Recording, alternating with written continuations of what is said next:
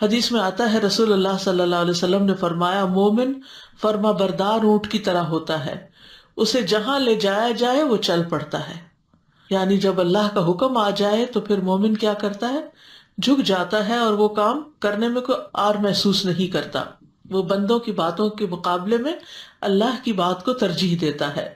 زمین و آسمان کی ہر چیز اللہ کی مطیع ہے.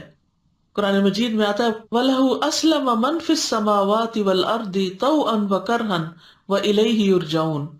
آسمانوں اور زمین میں جو کچھ بھی ہے، خوشی اور ناخوشی، اسی کا فرما بردار ہے. فرشتے بھی اللہ کی اطاعت کر رہے ہیں. لا یعصون اللہ ما امرہم ویفعلون ما یؤمرون. سورۃ التحریم میں آتا ہے اللہ انہیں جو حکم دے وہ اس کی نافرمانی نہیں کرتے اور وہی کچھ کرتے ہیں جو انہیں حکم دیا جاتا ہے.